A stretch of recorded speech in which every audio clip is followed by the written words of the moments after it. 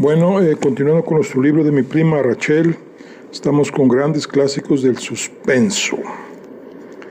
Vamos a continuar y vamos a iniciar lo que es el capítulo número 9. Dice: a la mañana siguiente bajé bien temprano y terminado el desayuno crucé hasta las caballerizas y llamé a Wellington. Juntos fuimos al cuarto de guarniciones. Sí, aunque nunca había reparado en ellas, había ahí media docena de sillas de amazona. La señora Ashley no sabe montar, le dije. Lo único que quiere es algo en que acomodarse y donde agarrarse. Lo mejor que podemos hacer es que monte a Salomón, respondió el viejo cochero. Puede que no haya llevado nunca a ninguna dama, pero no sería capaz de tirarla, eso por supuesto. Con ninguno de los otros caballos estaría yo tranquilo, señor. Años atrás, Ambrosio había llevado a Salomón de cacería, pero en la actualidad el animal vivía placenteramente en el prado, a menos que Wellington lo ejercitase en el camino real. ¿A qué hora se propone salir el ama?, me preguntó el cochero, y yo le miré un momento, desconcertado por el término que empleaba. Poco después del mediodía, contesté secamente. Yo mismo acompañaré a la señora Ashley. Y volví a casa a revisar las cuentas en el despacho de la finca, antes de que viniese la gente por sus salarios. Con que el ama, como tal, pues la veía Wellington y Secombe y los demás.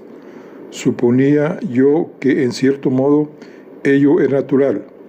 Me decía, sin embargo, que los hombres, los criados en especial, pierden bien pronto la cabeza en presencia de una mujer.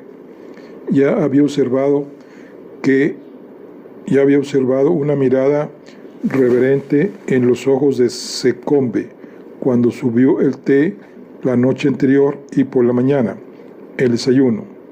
Fue el joven John quien me sirvió porque, según dijo, el señor Secombe ha subido el tocador con la bandeja. Y ahora Wellington, presa de gran agitación, frotaba y pulía la vieja silla de amazona y gritaba al caballerizo que se encargara de Salomón.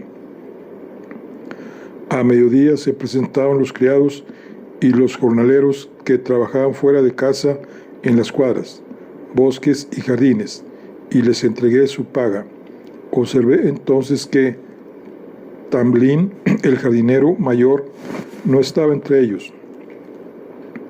Me dijeron que andaba con el ama por ahí. Cuando acabé de pagar a todo su salario, encontré a Tamblyn y a la prima Rachel en el invernáculo donde habíamos plantado las camelias y demás arbustos que Ambrosio trajera de sus viajes. Al doblar yo el recodo y tropezar con ellos, alcancé a oír a mi prima que hablaba de tallos, tierras, orientación al norte y abono del suelo, y observé que Tamblyn escuchaba todo aquello con el sombrero en la mano y la misma mirada reverente que había notado ya en Secombe y en Wellington. Al verme, la prima Rachel sonrió y se puso en pie, pues estaba de rodillas sobre un trozo de arpillera, examinando los brotes de un arbusto. Ando por aquí fuera desde las 10:30, me dijo. Como no pude encontrarle, me tomé la libertad de ir yo mismo a buscar a Tamblyn a su casa y presentarme a él. ¿Verdad, Tamblyn?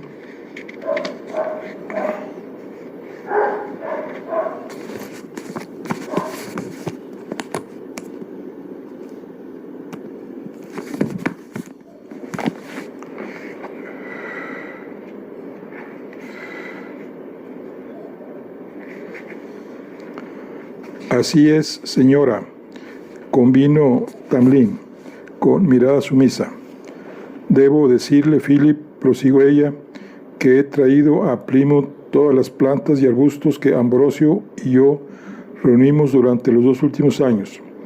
Aquí tengo la lista y sus indicaciones sobre los sitios en que él quería que se plantasen, y pensé que nos ahorraríamos tiempo si revisaba la lista con Tamlin. Para cuando venga el arriero con el cargamento, tal vez ya me haya ido. Muy bien, siga usted, se lo ruego. Ya hemos terminado, ¿verdad, Tamlin?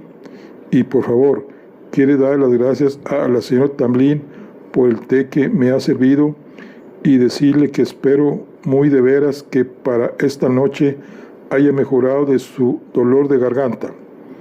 El aceite de eucalipto es el mejor remedio. Ya le enviaré un poco.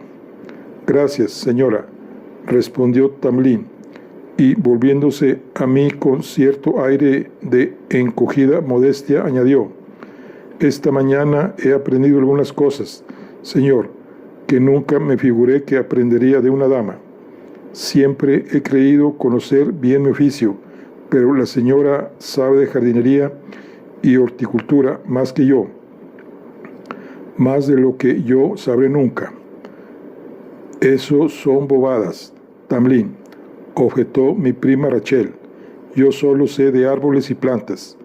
En cuestión de frutales no tengo la más ligera idea sobre el cultivo del melocotón, y acuérdese de que todavía no me ha llevado a ver el jardín cercado. Me tiene que llevar mañana. Cuando usted quiera, señora, repuso Tamlin.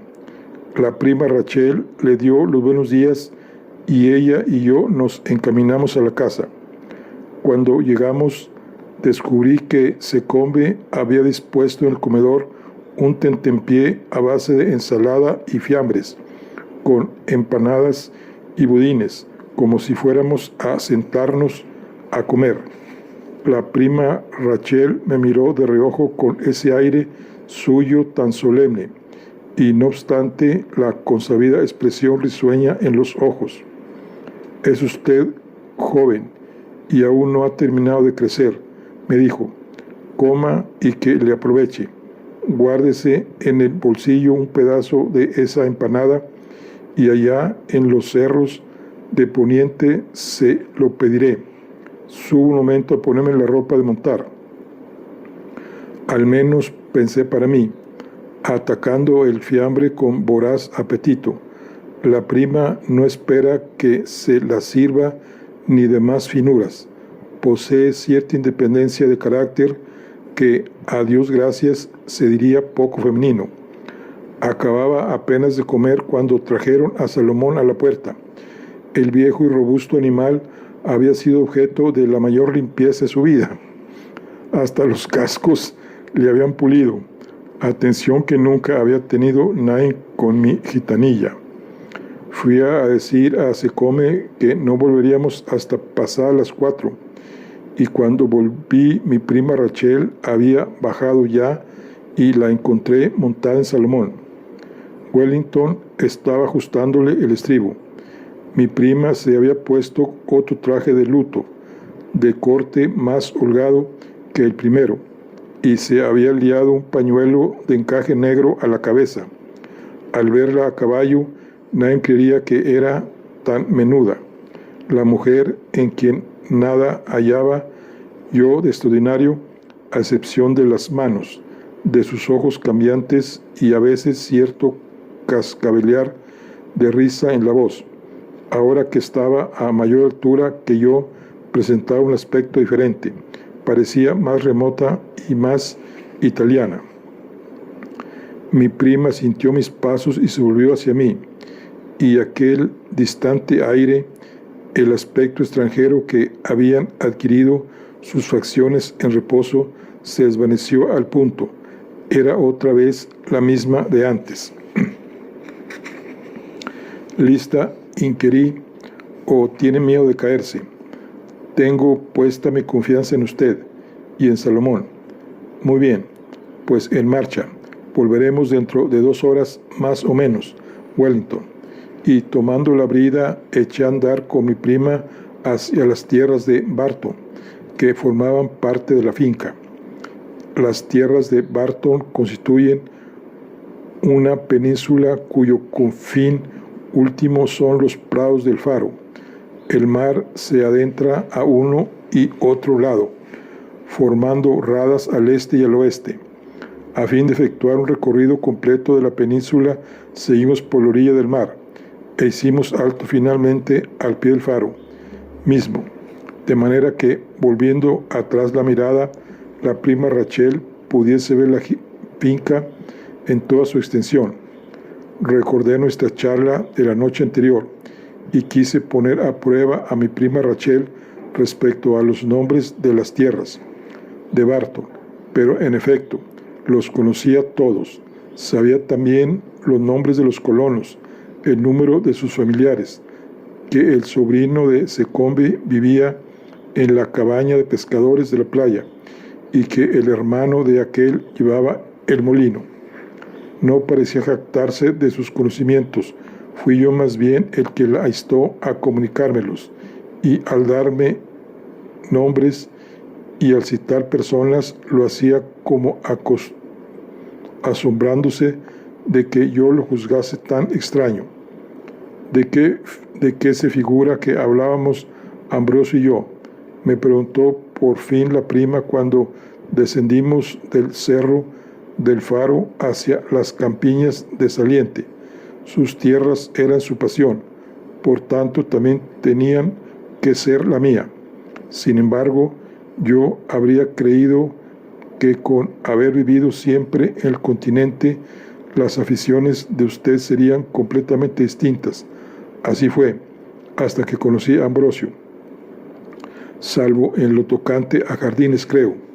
Salvo en lo tocante a jardines, convino ella, lo cual dio origen a nuestra amistad. Los jardines de mi mansión eran muy bellos, pero esto cayó un momento, refrenando a Salomón. Esto es lo que siempre había anhelado ver. Es algo muy distinto. Guardó silencio unos instantes, bajando la vista a la bahía. En la mansión, prosiguió, cuando era joven y casada por vez primera, no me refiero pues a Ambrosio, no era yo muy feliz. Así que me distraje reformando los jardines. Los resultados fueron muy satisfactorios. Me habría gustado conocer su opinión acerca de ellos. ¿Qué querría decir? No le habría dicho mi padrino que yo había estado en la mansión. Cierto recelo me asaltó de súbito. Recordaba el aplomo de mi prima la noche de la víspera pasada, su primera nerviosidad al conocerlos, y también la desenvoltura con que conversamos. Y ahora pensaba yo que era muy raro que no me hubiese dicho nada de mi visita a Florencia, y más raro aún que no hubiera hecho mención alguna de la forma en que me enteré de la muerte de Ambrosio. ¿Sería posible que mi padrino hubiese eludido ese punto, dejándome a mí el tratarlo directamente con mi prima? Aquel era el momento, por supuesto, el momento de decir: ya conozco sus jardines, de Villa San Galtelli. No lo sabía, pero en eso arreó mi prima a Salomón y el animal reanudó la marcha. Podríamos pasar por el molino y subir cruzando el bosque por la otra parte, inquirió mi prima. Había yo dejado escapar la ocasión y seguimos adelante de vuelta para casa. Por el bosque, la prima hacía observaciones de vez en cuando acerca de los árboles, el perfil de los montes o sobre otro rasgo topográfico. Para mí, sin embargo, la paz de la tarde se había desvanecido, puesto que de un modo u otro tendría que informar a mi prima de mi visita a Florencia. A medida que nos acercamos a la casa, más y más callado iba. «Está usted fatigado y por mi causa», comentó mi prima. «Yo voy en Salomón como una reina, y usted, entre tanto, Anda que anda, igual que un peregrino. Perdóname, Phyllis, he disfrutado tanto. No, no estoy cansado, repuse. No sé por qué, pero no podía mirar aquellos ojos francos e inquisitivos. A la hora de la cena, Secombe sentó a mi prima a mi derecha, y entre John y él nos sirvieron. Mi prima manifestó su admiración por el florero con las rosas y por los candelabros, y charlaba con Secombe mientras éste paseaba las viandas, y durante todo aquel rato yo estuve en ascuas, temiendo que Secombe fuese a soltar: «Esto fue, señora», o tal cosa ocurrió, cuando el señor Phillips Hadley se hallaba en Italia. Estaba ya impaciente para que nos dejasen de nuevo a solas, aunque con ello me acercase al apurado lance de lo que había de decir. Nos instalamos luego en la biblioteca junto al hogar, y mi prima sacó un bordado y se aplicó a él. «Dígame usted qué le tiene tan absorto», me dijo al cabo de un rato. «Ambrosio solía decirme que tengo un instinto especial para intuir la pesadumbre, y esta noche presiento que algo le pasa. Más aún, desde esta tarde. No habré dicho nada que le haya ofendido, ¿verdad? Bueno, llegó el momento. Al menos mi prima me abría el camino. «No, nada ha dicho usted que me haya ofendido», contesté, «pero cierta observación suya me tiene un tanto confuso. ¿Podría explicarme qué le decía Nick Kendall en la carta que le escribió a Plymouth?» «Vaya, claro que sí. Me daba las gracias por mi carta y me decía que ya usted, como él, se hallaba enterado de las circunstancias de la muerte de Ambrosio, que el signore Reinaldi le había escrito, y que usted me invitaba a pasar aquí unos días. Hasta me proponía que fuese a Pelín cuando me despidiese de usted. No le decía que yo había estado ausente de aquí. No, comprendo». Me sentí enrojecer, en tanto que ella permanecía inmóvil, tan tranquila, dedicada a su labor. A poco añadí: «Mi padrino decía verdad al manifestarle que había sabido de la muerte de Ambrosio por el signore Rinaldi. Pero en lo que a mí respecta no fue así, porque yo lo supe en Florencia, en la mansión». La prima Rachel levantó la cabeza y me miró, y esta vez no había en sus ojos lágrima alguna, ni tampoco el menor asomo de risa. Fue una mirada larga y penetrante, y creí leer en sus ojos tanta compasión como reproche. Capítulo 10. «¿Estuvo usted en Florencia?», exclamó mi prima. «¿Cuándo? ¿Cuánto tiempo ha?» «Volví a casa hace poco menos de 3 semanas», contesté. «Fui y regresé por Francia. Paré en Florencia solo por una noche, la noche del 15 de agosto. El 15 de agosto vi destellar sus ojos al hacer memoria. Pero si apenas la víspera salí yo para Génova, no es posible. Tan posible como cierto. Así sucedió. La labor se había desprendido de sus manos, y aquella extraña mirada de recelo casi reapareció en sus ojos. «¿Por qué no me lo había dicho usted? ¿Cómo es posible que me haya dejado pasar en esta casa 24 horas sin pronunciar unas palabras sobre el asunto? Debió usted decírmelo anoche mismo. Fue usted a la finca», prosiguió como si hablara sola. «Giuseppe le mandaría pasar, abriría la verja, le vería parado ante él y se figuraría». Se interrumpió, sus ojos se nublaron y apartó de mí la vista, posándola en el fuego. «Necesito que me cuente todo lo sucedido, Phillips». Me llevé la mano al bolsillo. Las cartas seguían ahí. Llevaba sin noticias de Ambrosio mucho tiempo, desde antes de Pascua Florida. Ya estaba preocupado. Luego, en julio, recibí su carta. No parecía suya, una página apenas, un garabato, digamos. Se la enseñé a mi padrino, Nick Kendall, y él convino conmigo en que tenía yo que salir enseguida para Florencia. Cuando partía, llegaba una segunda carta, unas cuantas frases. ¿Querrá usted ver estas cartas?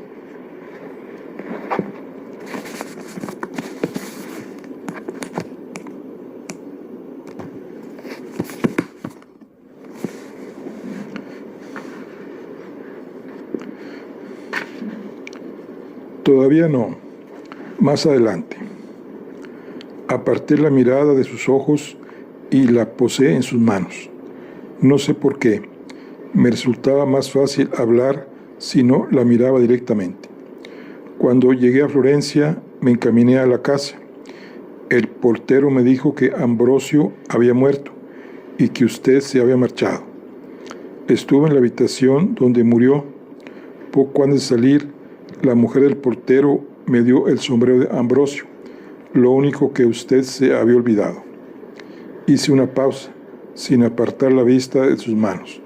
Los dedos de la derecha jugaban con la sortija de la izquierda y los vi apretarla muy tensos. Sigue usted. El criado me dio la dirección del señor Reinaldi y fui a verle. Él me puso al tanto de los detalles de la enfermedad y la muerte de Ambrosio. Le pregunté dónde estaba usted, pero dijo que lo ignoraba. Al día siguiente emprendí el viaje de regreso. Siguió una nueva pausa. Los dedos de mi prima dejaron de oprimir el anillo. ¿Me permite ver esas cartas?, preguntó al fin. Las saqué del bolsillo y se las entregué. Volví los ojos al fuego y oí el crujir del papel cuando ella desdobló las cartas. Siguió un largo silencio, luego mi prima inquirió: ¿son estas dos nada más? Esas dos nada más. Mi prima estará leyéndolas una y otra vez, aprendiéndose de memoria las palabras como yo mismo había hecho. Por fin me las devolvió. ¿Cómo me habrá odiado usted?, dijo lentamente. Toda negativa era inútil, toda protesta absurda. Se habían derribado las barreras. Experimentaba yo una sensación insólita, como si estuviese completamente desnudo. Así es, contesté. Con haberlo dicho, me sentí aliviado. Tal vez sea esto, me dije para mis adentros, lo que siente el católico en el confesionario. Será lo que se enciende por purificarse, aliviarse de un peso y a cambio sentir el vacío. ¿Por qué me invitó usted a venir?, me preguntó ella. Para acusarla. Para acusarme. ¿De qué? No estoy seguro. Tal vez de haber hecho pedazos el corazón de Ambrosio, lo que habría equivalido a un asesinato, ¿no le parece? Y después, ahí se había quedado mis planes. Más que nada en el mundo, lo que quería era hacerla sufrir, verla sufrir. Un sentimiento muy generoso, más generoso de lo que yo merezco tal vez. Con todo, ha tenido usted éxito, ha logrado lo que buscaba. Siga viéndome sufrir hasta que se harte. Me levanté y crucé la habitación. Tomé las dos cartas y las arrojé al fuego. De nada sirve eso, comenté, si los dos recordamos lo escrito. Yo sabré olvidar si usted también está dispuesto a ello. El fuego tiene algo de lustral. No queda nada. La ceniza no cuenta. Si fuera usted un poco mayor, dijo ella, o su vida hubiera sido diferente. Si fuera usted otro y no le hubiese querido tanto a él, podría hablarle acerca de esas cartas y acerca de Ambrosio. No lo haré, sin embargo. Prefiero que me condene usted. Esto a la larga hará las cosas más fáciles para los dos. Si me permite quedarme hasta el lunes, me marcharé después. y no tiene usted por qué volver a pensar en mí, aunque usted no se hubiera propuesto que así fuese. Anoche y hoy ha sido de una inmensa dicha. Bendito sea Philip. Avivé el fuego con el pie, y las brasas cayeron al suelo. Yo no la condeno. Nada ha salido como yo me lo figuraba. Me es imposible seguir odiando a una mujer que no existe. Pero es que sí existo. No es usted la mujer a quien odiaba. Todo se reduce a eso. La mujer que concibió usted en su imaginación adquirió forma cuando leyó usted estas cartas o con anterioridad. Con anterioridad, contesté muy despacio. En cierto modo, cuando recibí estas cartas sentí alivio. Me proporcionaban el motivo para odiarla. Hasta entonces no había tenido nada en que fundar mi odio. Tenía usted celos, es cierto, y fíjese qué raro. Ahora ya lo puedo confesar. Tuve celos desde el principio cuando Ambrosio me escribió diciéndome que se había casado.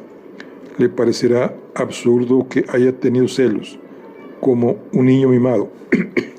Tal vez eso es lo que era y lo sigo siendo. Y es que no he tratado ni querido a nadie en el mundo a excepción de Ambrosio. ¿No era ese también el caso de Ambrosio? ¿Qué quiere usted decir? Mi prima retiró la mano de la cabeza de Don y apoyando la barbilla entre sus manos y los codos en las rodillas, fijó la vista en el fuego que ardía frente a ella.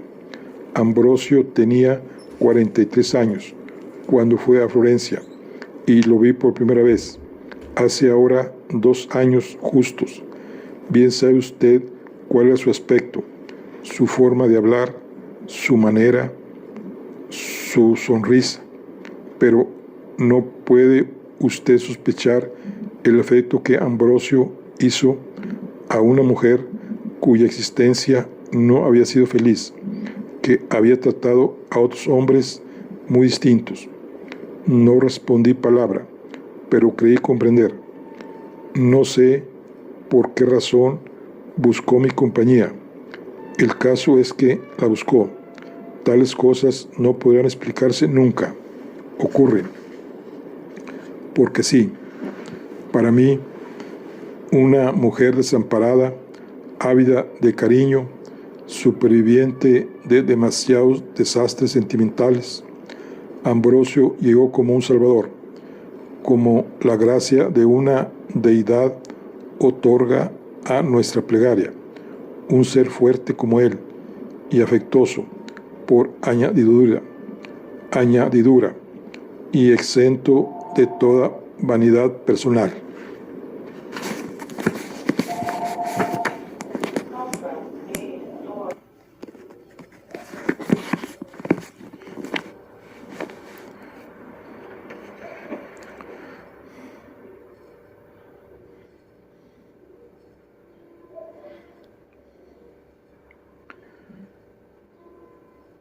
Yo nunca había conocido nada semejante. Fue para mí como una revelación.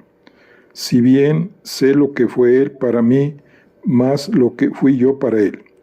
Hizo una pausa y frunció el entrecejo, volviendo la cara al fuego, como quien despierta de pronto y descubre el mundo, toda la belleza que encierra, y toda la tristeza también, el hambre y la sed, todo aquello que él no había imaginado ni conocido nunca, lo veía ahora ante los ojos y lo veía amplificado en una sola persona, que por obra de la suerte o de la fatalidad, llámelo usted como quiera, hube de ser yo. Rainaldi, a quien Ambrosio detestaba, me dijo en alguna ocasión que éste había despertado a mí influjo como otro despiertan el influjo de la religión. Pero el que descubre la religión puede encerrarse en un monasterio, llorar todo el santo día ante una imagen de Nuestra Señora. Esa imagen está hecha de yeso. No sufrirá alteración alguna. Las mujeres no somos así, Philip. Nuestros humores cambian con los días y las noches, a veces hasta con las horas, igual que los de los hombres. Somos seres humanos. He ahí nuestro defecto. ¿Quiere usted decir que Ambrosio esperaba de usted demasiado, que la colocó en una especie de pedestal? No. Tras mi amarga existencia, yo habría aceptado con gusto un pedestal.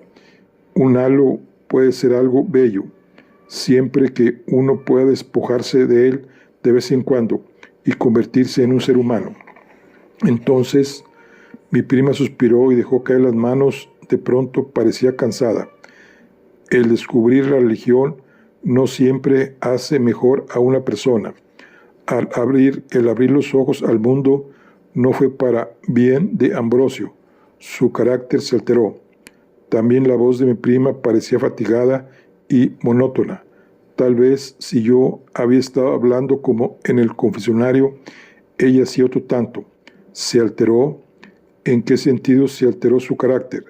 Sentí en el corazón un sobresalto extraño, como el que uno experimenta de niño cuando oye hablar de improviso acerca del mal o de la muerte. Los médicos me dijeron después que era obra de la enfermedad, que Ambrosio no podía remediarlo, que ciertos síntomas que habían estado latentes toda su vida salían por fin a la superficie, avivados por el dolor y el miedo. Pero yo no estaré nunca segura. Nunca tendré la certeza de que ocurrió porque tenía que ocurrir. Algo existía en mí que avivó aquellos síntomas. El conocerme fue como un éxtasis para él, el éxtasis de un instante muy breve, y luego la catástrofe. Tenía usted razón para odiarme. Si él no hubiera ido a Italia, estaría aquí ahora viviendo con usted. Me sentía avergonzado, lleno de turbación. No sabía qué decir. De todas maneras, habría podido caer enfermo. Aventuré como para consolarla. Y en tal caso, habría tenido que sufrir yo esa amargura en vez de usted. Se volvió a mirarme y sonrió. Luego se alisó el vestido y se irguió en su asiento. Me parece que por esta noche ya he hablado bastante con usted, observó.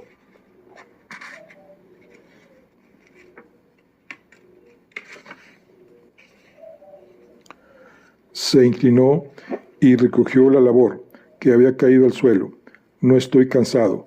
Podría seguir hablando más tiempo, mucho más tiempo. Es decir, no hablando yo, quizá, sino escuchándola a usted. Todavía nos queda mañana. ¿Por qué nada más que mañana? Porque el lunes me marcho. Solo he venido para el fin de semana. Su padrino me invitó a Pelín. Me parecía absurdo y completamente ilógico que hubiese de cambiar de residencia tan pronto. No tiene usted por qué marcharse cuando acaba de llegar. Tiene usted tiempo de sobra para hacer la visita a Pelín. Todavía no ha visto ni la mitad siquiera de la finca. La servidumbre y los colonos se sentirían ofendidos. ¿Cree usted? Además, piense en el arriero que viene de Plymouth, con las plantas y los arbustos. Tendrá usted que tratar de ello con Tamlin, y habrá también que revisar y ordenar las cosas de Ambrosio. Yo pensaba que eso lo podría hacer usted solo. ¿Por qué? Si lo podemos hacer los dos juntos. Me levanté y estiré los brazos por encima de la cabeza. Luego bajé la vista y contemplé a mi prima, que me miraba a su vez con extraña expresión en los ojos, casi como si a través de mí estuviese viendo a otro. ¿Qué ocurre?, inquirí. Nada, repuso ella, nada. ¿Puede usted darme una vela para alumbrarme hasta mi alcoba, Phillips? Está bien. Los candeleros nos esperaban sobre la mesa, al lado de la puerta. Mi prima tomó el suyo y yo le encendí la bujía. El vestíbulo se hallaba a oscuras, pero Secome había dejado en el rellano una vela que iluminaba el corredor. Con eso me basta, dijo mi prima. Ya conozco el camino. Se detuvo un instante en un peldaño, velado el rostro en la sombra. En una mano sostenía el candelero, con la otra su vestido. ¿No me odia usted?, preguntó. No, ya le he dicho que no era usted. Se trataba de otra mujer. Buenas noches, y que descanse. Y de repente se inclinó, me besó en la mejilla y dijo: el primero que te dan en tu vida. Y si no te gusta, puedes hacer cuenta que no te lo ha dado la otra mujer. Se apartó de mí y echó escalera arriba. La luz de la vela en movimiento proyectaba en la pared una sombra lejana y tenebrosa. Bueno, aquí concluimos la charla del día de hoy. Nos vemos en la siguiente. Hasta luego.